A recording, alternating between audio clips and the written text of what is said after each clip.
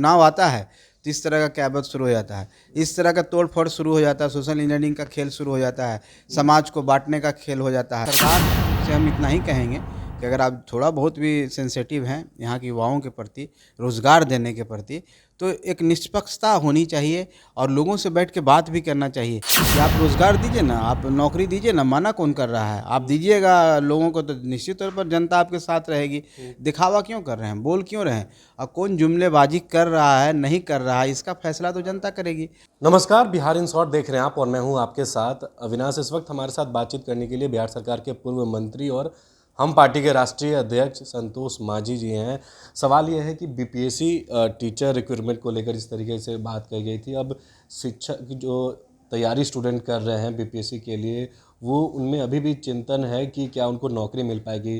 क्या लग रहा है संतोष सुमन जी इसको? देखिए, यहाँ के जो युवा हैं वो जानते हैं कि नीतीश कुमार जी और जो सरकार है किस तरह के वादे करती है, झूठे वादे करती है, तो निश्चित तौर पर उनको चिंता है और हम लोग को भी है कि ये सरकार में जब भी सरकारें बनी है, जब चुनाव आता है तो इस तरह का कैबत शुरू हो जाता है, इस तरह का तोड़ फोड़ शुरू हो जाता है, सोशल इंजीनियरिंग का खेल शुरू हो जाता है, समाज को बांटने का खेल हो जाता है और ये प्रलोभन देने की बात है। एग्ज़ाम ले रहे हैं, अब दिखाएंगे कि हाँ भाई रिजल्ट इसका निकालेंगे, लेकिन ऐसा कुछ नहीं होगा।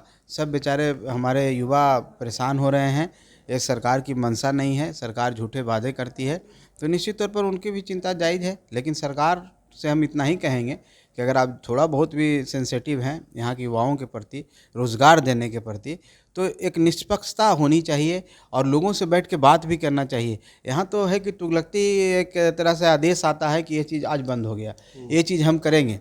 अब दूसरे लोग जो उसके समर्थक हैं, चाहे उसके अनुयायी हैं, उसके जो प्रतिनिधित्व कर रहे हैं, उन लोगों के बीच में बैठ के बात कर करके एक हल निकालना चाहिए। सरकार उसमें हल नहीं निकालती है, एक तुगलकी फैसला आता है और वो फैसला मानना है मानो, नहीं मानना है तो नहीं मानो और हम अपनी मर्ज़ी से करेंगे। उसमें सुधार की कोई गुंजाइश सरकार नहीं चाहती है।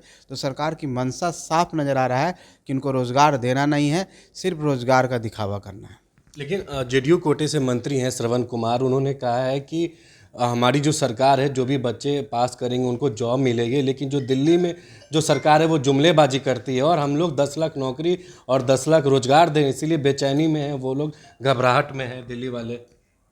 अब देखिए, माननीय मंत्री जी का सम्मान करते हैं। माननीय मंत्री जी क्या बोलेंगे अपने सरकार के खिलाफ? खिलाफ तो नहीं बोलेंगे, सपोर्ट में ही बोलेंगे। नहीं, श्रवण कुमार श्रवण कुमार जी की ही बात हम कर रहे हैं और हम एक कहना चाह रहे हैं कि आप रोज़गार दीजिए ना, आप नौकरी दीजिए ना, मना कौन कर रहा है? आप दीजिएगा लोगों को तो निश्चित तौर पर जनता आपके साथ रहेगी।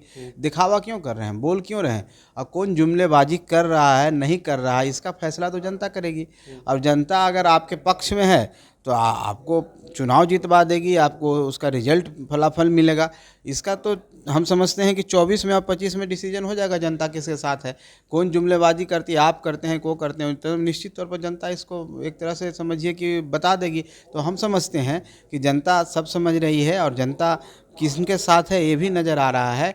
उन लोगों को कहने दीजिए, उनका समय अभी है, अपना समय को गुजारने दीजिए, उसके बाद उनका कोई अता पता नहीं क्या है। लगता है नीतीश कुमार जो है, कोई भी जो आदेश देते हैं, कहीं प्रेशर के कारण सही से काम चल रहा है उनका, या फिर प्रेशर में है नीतीश कुमार किसी भी चीज़ को लेकर? देखिए, प्रेशर में है नीतीश कुमार, इसका तो आए दिन पता ही चलता रहता है। कल भी एक घटना हुई, आप ही लोग के कोई भाई पूछ रहे थे चंद्रयान मिशन के बारे में, उनको पता नहीं था, इधर उधर बगले झाँक रहे हैं, तो अशोक माननीय मंत्री जी उनके कान में बोलते हैं, तब बोल रहे हैं कि हाँ अच्छा तो ठीक ही हुआ।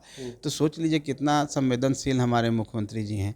तो जो मुख्यमंत्री जी को हम लोग जानते थे, नीतीश कुमार जी को, वो अब नीतीश कुमार जी रहे नहीं। अब नीतीश कुमार जी मजबूरियों के मुख्यमंत्री हैं और वो सिर्फ कुर्सी पर बैठ के रहना चाहते हैं, चिपक के रहना चाहते हैं। तो उस कुर्सी के लोभ में अलबल जो होता है, गलत तरीके का आदेश होता है, प्रशासन पर जो पकड़ होनी चाहिए, पकड़ खत्म हो गया। आप देखिए ना, मंत्री और ब्यूरोक्रेसी और विधायिका में लड़ाई हो रहा है। इतनी बुरी तरह से लड़ाई होगा कि एक मंत्री ऑफिस नहीं जा रहे हैं, वो मंत्री के आदेश निरस्त कर रहे हैं, लोकतंत्र की हत्या के समान। मुख्यमंत्री निश्चित तौर पर दबाव में है, दबाव में है, तभी तो उनका हाव भाव चेंज हो गया है। तभी तो कुछ बातें जो ये जाने जाते थे कि एक बात बोलते थे तो उसके कई मतलब होता था, आज हर तरह की बात बोल दे रहे हैं। आज बेबाकी से कुछ भी बोल देते हैं, किसी को कुछ बोलते हैं, पत्रकार बंधु को भी कुछ बोल देते हैं, अपने अपने सहयोगियों को भी बोल देते हैं। दबाव है वो आरजेडी खेमे की तरफ से है संतोष सुमन जी, क्या लग रहा है? निश्चित तौर पर दबाव तो ही डालेगा ना, जो इनके हटने से किसी को फायदा होगा। हम दबाव क्यों डालेंगे? अगर माननीय नीतीश कुमार जी को हट जाएं सीएम से तो हम थोड़े सीएम बनेंगे। जिनको सीएम बनना है वही ना दबाव देंगे, तो इसमें कहने की क्या बात है? वहाँ से दबाव है, भरपूर दबाव है, और इसी दबाव को झेल नहीं पा रहे हैं, तो उस दबाव में उनसे माने अजीब तरह का हाव भाव अब देखने को मिल रहा है, अजीब तरह का आदेश देखने को मिल रहा है। तो ये सब दबाव से ही पता चलता है कि वो अनस्टेबल हो गए हैं, स्टेबल नहीं है। तो हमको जो लगता है व्यक्तिगत तौर पर हम उनका सम्मान करते हैं। इस तरह के दबाव से अच्छा है कि स्वेच्छा से उनको हट जाना चाहिए, सम्मानजनक तरीके से हट जाना चाहिए।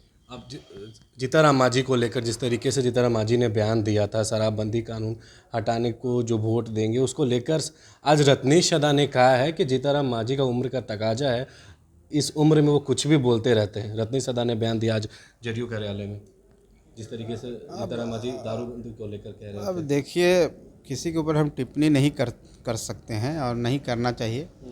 मैं इतना ही कहूँगा कि जो किसी के ऊपर बोलता है वो अपने गिरेबान में झांक के देखे, बस इतना ही काफ़ी है। बाकी मैं ज़्यादा उन पर टिप्पणी नहीं करना चाहता। एक आखिरी सवाल लेंगे। एनडीए में जिस तरीके से जो बातें चल रही हैं, आप एनडीए को लगातार सक्रिय उस पार्टी में हैं, पशुपति पारस को जो है जान से मारने की धमकी मिली और उन्होंने प्रेस कॉन्फ्रेंस करके बताया है, चिराग पासवान की तरफ इशारा कर रहे हैं। क्या लग रहा है एनडीए में इस तरीके का जो तनाव का स्थिति बना हुआ है चिराग पासवान और पारस के बीच में?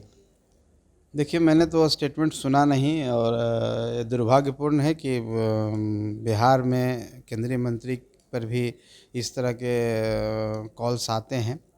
ये निश्चित चिंतनीय विषय है, लेकिन हमको नहीं लगता है कि इस तरह की बातें हैं। कोई किन्हीं के ऊपर क्यों इस तरह के कदम। उन्होंने अपने भतीजा पर और आरोप लगाया। वो अपने देखिए, चाचा भतीजा का एक रिश्ता है, उस रिश्ते में थोड़ा खटास हो सकती है, उसके कारण कुछ बोल रहे हैं। लेकिन हम समझते हैं कि राजनीतिक तौर पर इसका कोई प्रभाव नहीं पड़ेगा। दोनों एनडीए में हैं और एनडीए में रह के ही दोनों काम करेंगे, और दोनों का सम्मान है एनडीए में, और सीटों पर भी कोई विवाद नहीं, सीट पर तय कर दिया जाएगा।